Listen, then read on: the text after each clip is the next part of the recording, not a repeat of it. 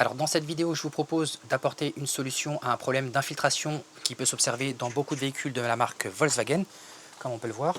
Donc c'est les problèmes d'infiltration d'eau au niveau du coffre qui peuvent s'observer à gauche comme à droite. Là en l'occurrence, mon problème se localise surtout du côté gauche. Donc pour ce faire, on va venir démonter le pare-choc et je vous montre quelle solution je vais apporter à ces problèmes d'infiltration d'eau. J'ai fait également une autre vidéo concernant des problèmes d'infiltration d'eau dans le coffre qui sont cette fois-ci liés à un problème d'évacuation au niveau des goulottes, des goulottes d'évacuation d'eau au niveau du toit ouvrant, à l'arrière comme à l'avant. Donc je vous montre comment changer les goulottes à l'arrière comme à l'avant dans une autre vidéo. Je vous mets le lien en description de la vidéo ou dans le petit i à droite de votre écran. Et aujourd'hui, on va s'atteler à résoudre ce problème d'infiltration d'eau en lien avec des évacuations au niveau du pare-choc arrière à gauche comme à droite. Je vous montre comment je fais pour démonter le pare-choc et comment je fais pour apporter des solutions à ce problème-là de manière très professionnelle. C'est parti.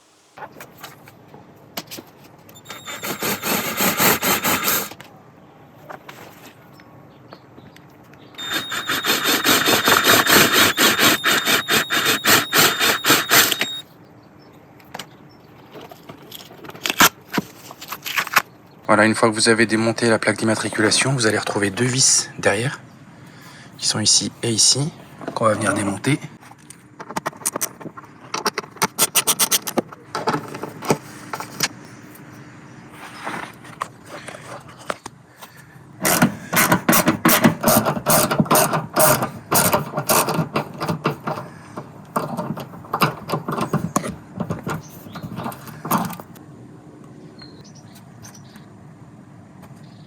On a également une vis qui est ici et une de l'autre côté.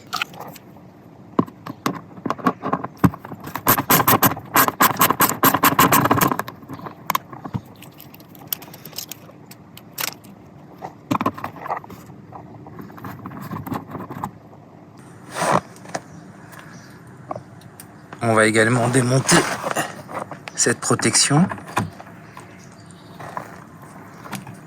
qui se trouve au niveau du passage de roue.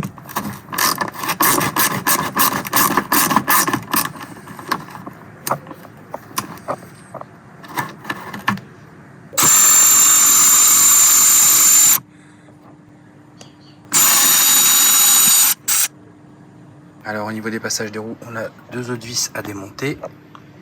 Une qui se trouve ici et une qui se trouve ici. Alors pour ceux qui se posent la question, on n'a pas besoin de démonter la roue, le cliquet passe tout seul.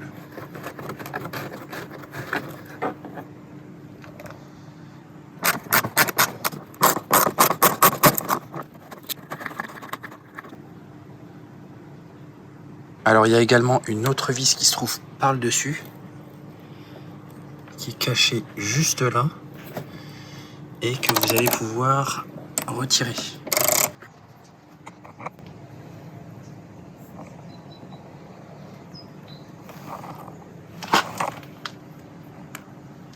Ce qui fait 3 vis. Alors ensuite on va avoir ces deux vis à venir démonter, celle-ci et celle-ci. Ensuite on viendra démonter les deux feux arrière.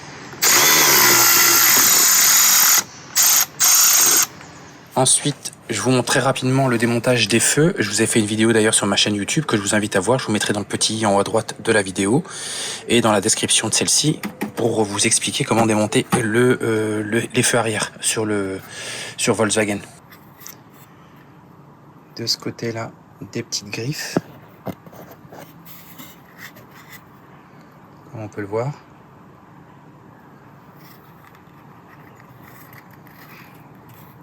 Alors pour retirer le cache qui se trouve ici, là, vous avez des espèces de petites languettes qui sont ici.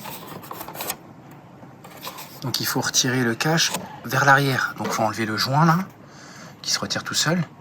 Il faut le tirer de ce côté-là. Voilà, comme ceci.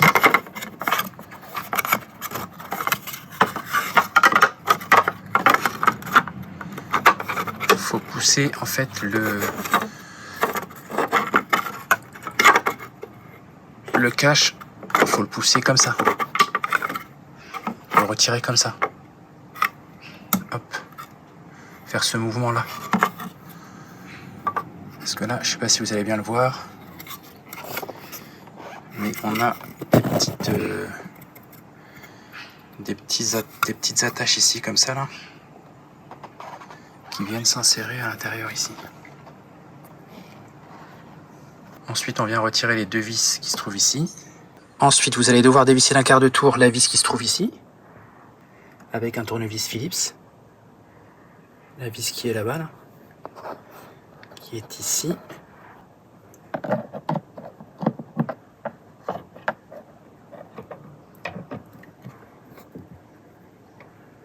Comme ceci, voilà, un quart de tour. Et ensuite, le feu vient tout seul. Voilà. Reste plus qu'à démonter la prise.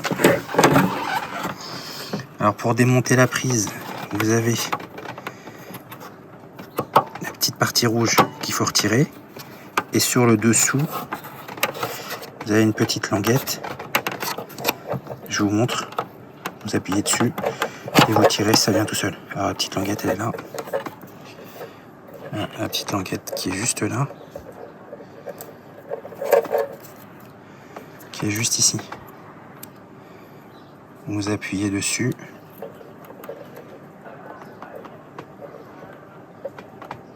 Comme ça.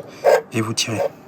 Alors pour rappel, lorsque vous tournez la petite vis blanche que je vous ai montré tout à l'heure avec le tournevis Phillips, ça vient écarter ce petit crochet et ça permet justement de venir libérer le feu arrière pour pouvoir le retirer. Ensuite, on vient exercer une petite pression à l'aide des outils en plastique que je vous ai d'ailleurs présenté sur ma chaîne YouTube afin de venir écarter le pare-choc de la carrosserie, tel que je suis en train de vous le montrer actuellement. Après cela, vous allez pouvoir venir déconnecter le faisceau électrique qui relie le pare-choc à la carrosserie en retirant ces deux prises comme je suis en train de vous le montrer. Et une fois que c'est fait, vous allez pouvoir retirer le caoutchouc par lequel passent ces deux prises. Ensuite, vous avez une petite attache qui se trouve être à l'intérieur ici.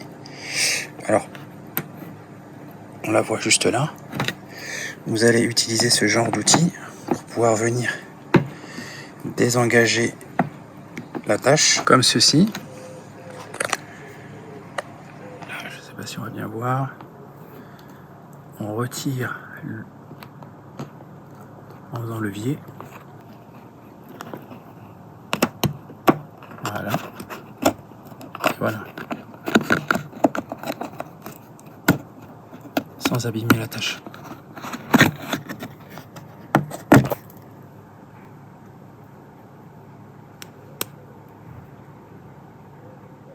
Voilà. Et là, on a le pare-choc qui vient.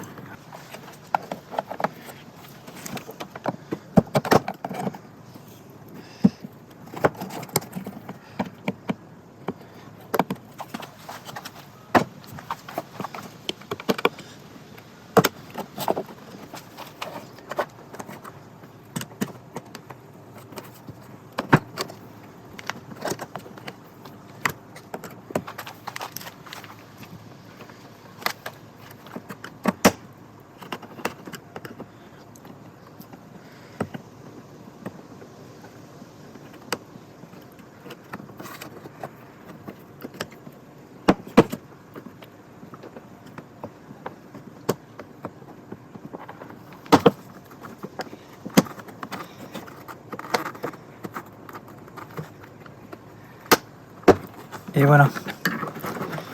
Ensuite, on vient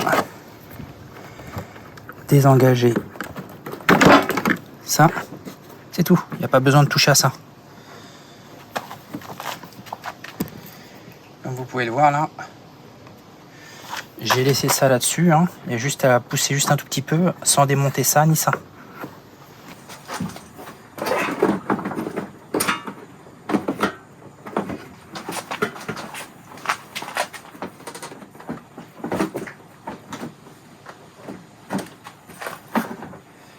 Alors, faites attention au câble.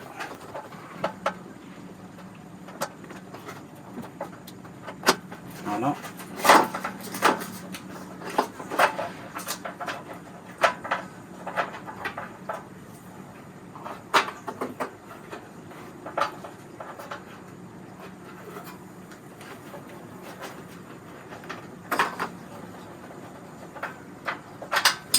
Et voilà. Le pare-choc est démonté. Et on va venir appliquer justement tout autour en retirant ces bouches. On va venir appliquer notre fameux joint. Alors pour démonter cette bouche d'aération qui pose problème, d'ailleurs au niveau du joint, je vous laisse juste regarder comment elle est foutue. Alors, elle a des petits taquets, comme on peut voir au-dessus là-bas. Des petits taquets comme ça. Il y en a un sur le côté, un en haut et deux en bas. Donc ce qu'on va faire, je vais vous montrer. De ce côté-là, c'est pas accessible. Il y a juste une petite ouverture ici.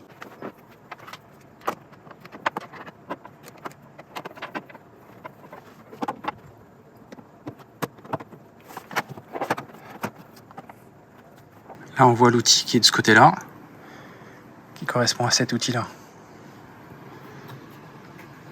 Voilà. Une fois que c'est fait, il faut appuyer là-dessus en fait. Voilà.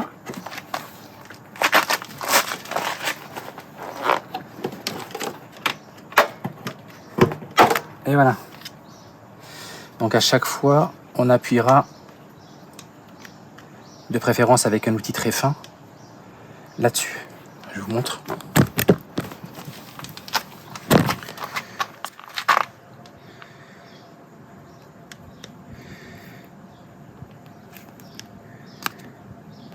Voilà, on appuiera là-dessus. Donc on enlève celui du dessus, celui sur le côté, et pour les deux du dessous, il faudra juste soulever en fait. Il semblerait que ce soit ce joint-là qui ne soit pas étanche. Donc on va rajouter du joint qui ne sèche pas. Alors, je vous déconseille de mettre du silicone, parce que le silicone, soit il va pourrir, soit il va sécher, craqueler, etc. Donc là, je vais vous mettre en description le produit que j'utilise, qui est utilisé par les carrossiers. C'est un joint qui ne sèche jamais en fait. Et oui, ça existe. C'est une matière assez particulière, vous verrez. Alors pour ceux qui se poseraient la question, j'ai déjà fait une vidéo concernant le changement des tuyaux d'évacuation d'eau du toit ouvrant de ce véhicule, à l'arrière comme à l'avant. Les deux tuyaux à l'arrière et les deux tuyaux à l'avant. Vous retrouverez ça dans le petit i à droite de la vidéo ou dans la description de cette même vidéo.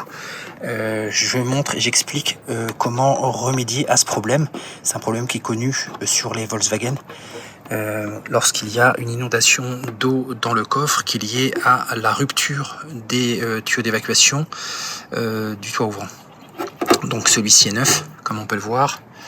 Il est neuf et également il est bien positionné, et donc ce qui n'explique pas l'eau qu'il y a dans le coffre. Donc on va remettre du joint tout autour ici. On va bien sûr nettoyer tout ça et on va en mettre de l'autre côté également. Alors l'attache, elle se trouve en face du R, TR8 là. Hop, en face du R et du 8.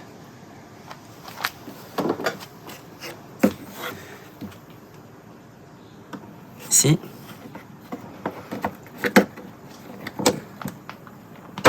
Et voilà. Et ensuite, on soulève vers le haut. Voilà. Comme ça, on n'abîme rien. Le joint également est propre et pas abîmé, comme on peut le voir.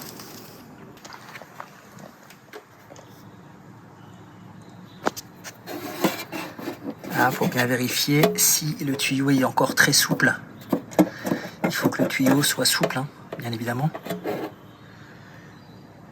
C'est parce qu'il durcit qu'il finit par céder, se couper généralement au niveau du caoutchouc qui est ici.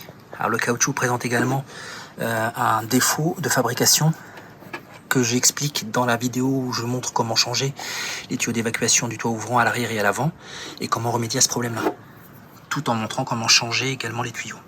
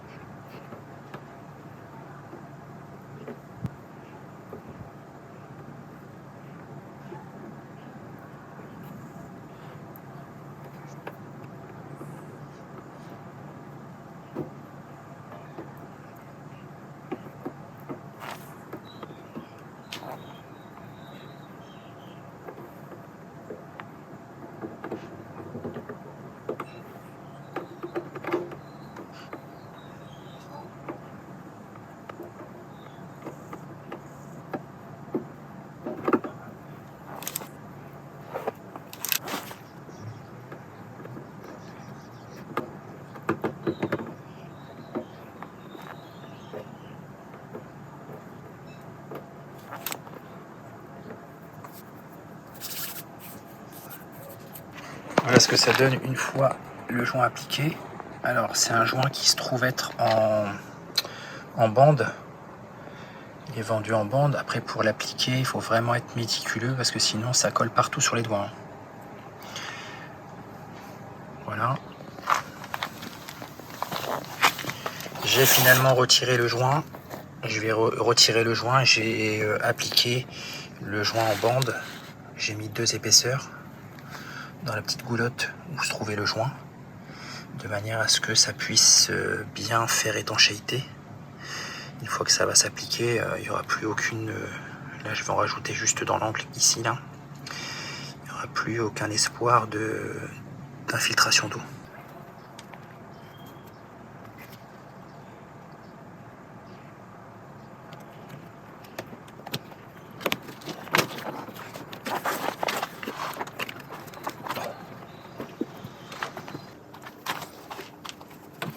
Ah, je vais remettre ça.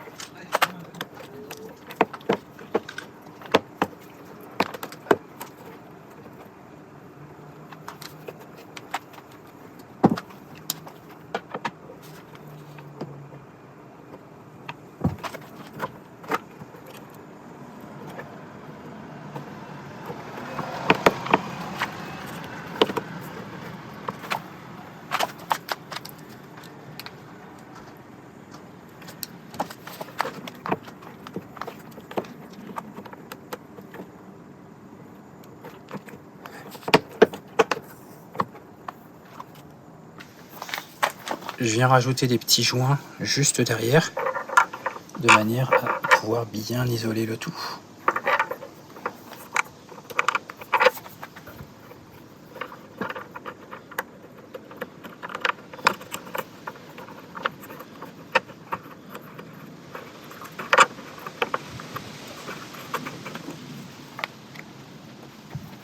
J'en mets un deuxième.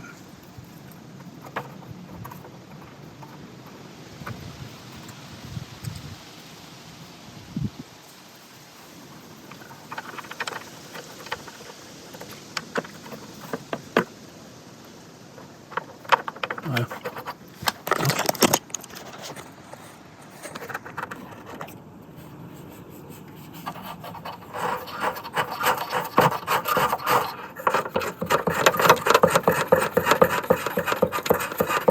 Voilà ce que ça donne une fois remonté, en ayant fixé les 2 vis, et bien évidemment la vis en plastique qui se trouve dans le trou ici à l'intérieur, comme je vous l'ai montré en début de vidéo, et en ayant mis également 2 joints de l'autre côté.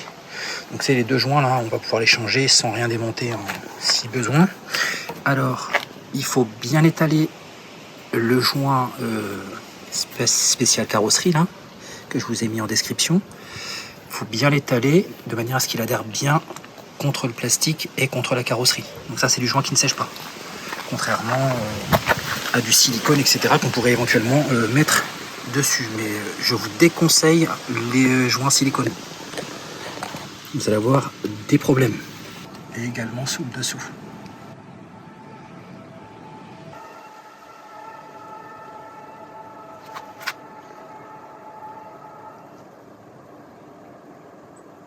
Alors si toutefois vous veniez à tirer un petit peu trop fort et que l'agrafe qui est ici venait à casser, c'est cette agrafe là, voilà, qui se trouve être dans un petit caoutchouc.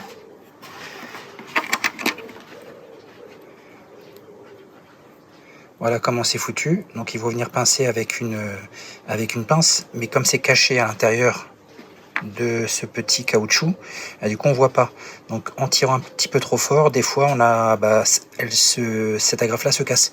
Donc c'est pas grave hein, parce que c'est vendu également sous forme de sachet. Je vous mettrai le lien en description de la vidéo si ça vous intéresse pour venir changer cette agrafe et son petit caoutchouc. Par exemple de ce côté là, j'ai pas eu besoin de tirer relativement fort pour retirer le pare-choc, enfin cette extrémité du pare-choc, comme on peut le voir. Et là on voit également que l'agrafe s'est retirée. Donc on va la retirer puis on va la changer également. Voilà, on remplace par 4 agrafes neuves.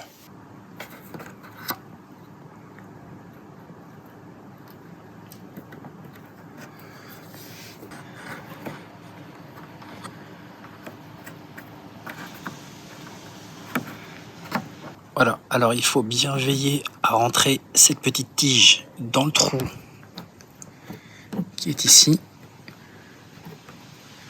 qu'on aperçoit peut-être juste là. Voilà, il y a un trou en fait, hein. Et en même temps on vise l'orifice qui est là-bas avec la nouvelle agrafe qu'on vient de mettre.